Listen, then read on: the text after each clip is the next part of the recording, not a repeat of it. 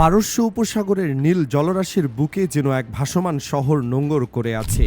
যুক্তরাষ্ট্রের বিমানবাহী রণতরী USS Abraham Lincoln এর day জুড়ে যুদ্ধ বিমানের কাঁপুনি, সৈন্যদের দাপট আর অত্যাধুনিক রাডার সিস্টেমের নিরবিচ্ছিন্ন বিজনিত গুঞ্জন মহাক্ষমতার এক অকপট প্রদর্শনী।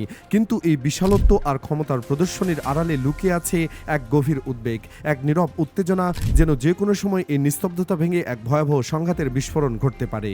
ইতিমধ্যে আরেক মার্কিন দানব ইউএসএস জেরাল্ড আর ফোর্ড একই পথে এগিয়ে আসছে। ওয়াশিংটন এই দুই রণতরীকে পাঠিয়ে ইরানকে স্পষ্ট বার্তা দিতে চাইছে তারা কোনো আপোষ করবে না, তারা নিজেদের শর্তে বিশ্ব পরিস্থিতি নিয়ন্ত্রণ করতে চায়। কিন্তু তেহরানকে এই চাপে মাথা নত করবে, নাকি তারা বরং এই চাপকে আরও বেশি শক্তিতে রূপান্তরিত করবে?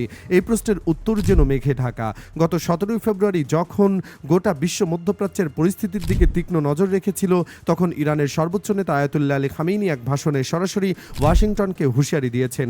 তার ভাষা ছিল ঠান্ডা, হিসাব নিকাশে পূর্ণ, কিন্তু তাতে লুকিয়েছিল এক ভয়াবহ হুমকি। তিনি বলেন, মার্কিন রণতরীগুলো নিঃসন্দেহে বিপজ্জনক, কিন্তু যে অস্ত্রগুলো এই রণতরীগুলোকে সমুদ্রের তলদেশে পাঠিয়ে দিতে পারে সেগুলো আরও বেশি বিপজ্জনক।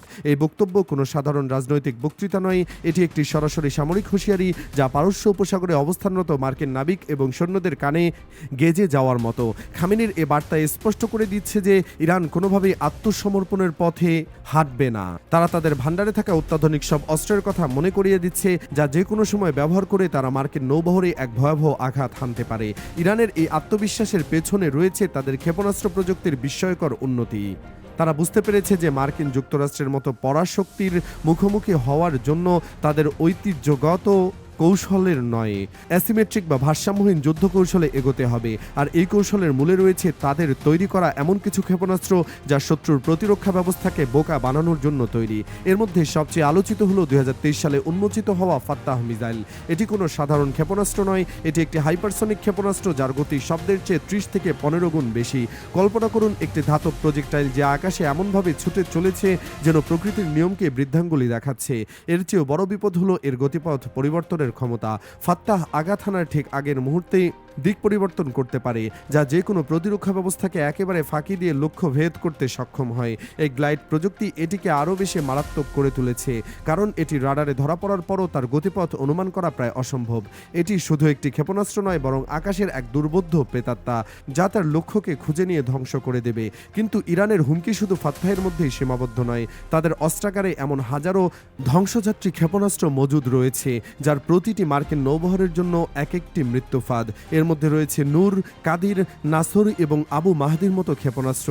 এগুলো হয়তো ফাত্তাহের মতো হাইপারসনিক নয়, কিন্তু এদের গতি এবং ধ্বংস ক্ষমতা কোনো অংশেই কম নয়। এগুলো মূলত কম খরচে তৈরি করা হয়েছে যাতে একসাথে বিপুল সংখ্যক ক্ষেপণাস্ত্র ছোড়া যায়। এই কৌশলটিকে বলা হয় সোয়ার্ম অ্যাটাক বা ঝাঁকের আক্রমণ। কল্পনা করুন, আকাশ থেকে একসাথে শত শত মিসাইল ছুটে আসছে মার্কিন রণতরীর দিকে। মার্কিন প্রতিরক্ষা ব্যবস্থা যতই শক্তিশালী হোক না কেন, তাদের হাতে সীমিত সংখ্যক ইন্টারসেপ্টর মিসাইল রয়েছে। এই ধাতব ঝড় ঠেকানোর জন্য তাদের প্রতিটি ইন্টারসেপ্টরকে নিখুঁতভাবে কাজ করতে হবে। কিন্তু যদি মিসাইলের সংখ্যা প্রতিরক্ষা ব্যবস্থাকে ছাড়িয়ে যায়, তবে কিছুতেই আটকানো সম্ভব নয়। এটি যেন একা একটি বিষাক্ত সাপ নয়, বরং একসাথে ছবল দেওয়ার জন্য হাজারো সাপের এক বিষধর ঝাঁক। এই ক্ষেপণাস্ত্রগুলো 120 থেকে 1000 কিলোমিটার পর্যন্ত দূরের লক্ষ্যবস্তুতে আঘাত হানতে পারে, যার অর্থ হলো ইরান তার নিজের সীমান্ত থেকে মার্কিন রণতরীগুলোকে আঘাত করতে পারে। এই হুমকি শুধু আকাশ থেকে আসছে না, সমুদ্রের গভীরে লুকিয়ে আছে ইরানের মারণাস্ত্র। তাদের হাতে রয়েছে আধুনিক সামুদ্রিক মাইন, টর্পেডো, অটোমেটেড ড্রোন এবং সাবমেরিন। একটি সাবমেরিন যে কোনো সময় নীরবে রণতরীর কাছাকাছি চলে আসতে পারে এবং কয়েকটি মারণাস্ত্র ছুড়ে দিয়ে আবার অদৃশ্য হয়ে যেতে পারে। আর সামুদ্রিক মাইনগুলো হলো নীরব ঘাতক। এগুলো জলের তলায় লুকিয়ে থাকে এবং কোনো জাহাজ যখন তার উপর দিয়ে যায় তখন বিস্ফোরিত হয়ে বিশাল ক্ষতি করে। এই ত্রিমাত্রিক হুমকি আকাশ, জল এবং জলের নিচ থেকে মার্কিন নৌবাহিনীর জন্য এক বিশাল চ্যালেঞ্জ হয়ে দাঁড়িয়েছে। অবশ্য মার্কিন যুক্তরাষ্ট্রের বিমানবাহী রণতরীগুলো বিশ্বের সবচেয়ে সুরক্ষিত জাহাজ হিসেবে পরিচিত। এর পেছনে রয়েছে যথেষ্ট কারণ। প্রতিটি রণতরী একটি পূর্ণাঙ্গ যুদ্ধবহরের নেতৃত্ব দেয়, যার মধ্যে রয়েছে ধ্বংসকারী ক্রুজার, ডিস্ট্রয়ার এবং সাবমেরিন। এই যুদ্ধবহরটি একটি অবিশ্বাস্য নিরাপত্তা বলয় তৈরি করে, যা কোনো হুমকি মোকাবেলায় সর্বদা প্রস্তুত। এর মূলে রয়েছে অত্যাধুনিক এজিএস যুদ্ধ ব্যবস্থা, যা ইলেকট্রনিক মস্তিষ্কের মতো কাজ করে। এটি নিরবিচ্ছিন্নভাবে আকাশ এবং জল পর্যবেক্ষণ করে, যে কোনো হুমকি খুঁজে বের করে এবং তা ধ্বংস করে নিজেই সিদ্ধান্ত নেয়। এছাড়া রণতরী থেকে উড়ে যাওয়া যুদ্ধ বিমানগুলো শত্রুর হামলা শুরু হওয়ার আগেই তাদের উৎস ধ্বংস করে দিতে পারে। লোহিত সাগরে হুথি বিদ্রোহীদের ড্রোন ও ও মিসাইল হামলা যেভাবে মার্কিন নৌবাহিনী সফলভাবে প্রতিহত করেছে, তাতে তাদের এই শক্তিশালী প্রতিরক্ষা ব্যবস্থার প্রমাণ মেলে।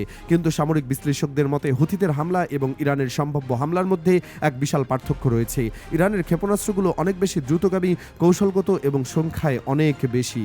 ইতিহাসের পাতা উল্টে দেখলে আরও একটি বিষয় স্পষ্ট হয়ে ওঠে। দ্বিতীয় বিশ্বযুদ্ধের পর থেকে আজ পর্যন্ত কোনো দেশেই যুদ্ধে যুক্তরাষ্ট্রের কোনো বিমানবাহী রণতরী ডুবিয়ে দিতে পারেনি। ভিয়েতনাম যুদ্ধ, কোরিয়ার যুদ্ধ বা উপসাগরীয় যুদ্ধ, কোনো সংঘাতই এই ভাসমান দুর্গগুলোকে ধ্বংস করা সম্ভব হয়নি। এটি এক প্রকার পৌরাণিক গল্পে পরিণত হয়েছে, যা মার্কিন নৌশক্তির অটল অবস্থানের প্রতীক। কিন্তু ইরান কি এই ইতিহাস ভাঙতে চাইছে? তারা কি এমন এক নজির স্থাপন করতে চায় যা গোটা বিশ্ব রাজনীতিকে বদলে দেবে?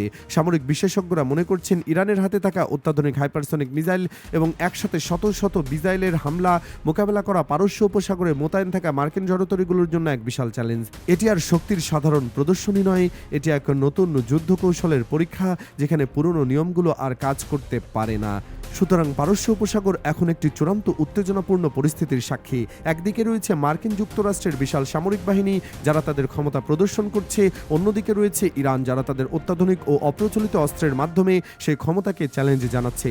মার্কিন রণতরীগুলো যেন এক দৈত্য, কিন্তু ইরানের ক্ষেপণাস্ত্রগুলো সেই দৈত্যের জন্য অপেক্ষা করা বিষধর অস্ত্র।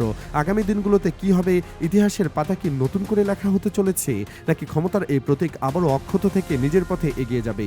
এই প্রশ্নের উত্তরের অপেক্ষায় রয়েছে গোটা বিশ্ব, আর এই অপেক্ষার প্রতিটি মুহূর্ত যেন অনেক দীর্ঘ ও উদ্বেগজনক।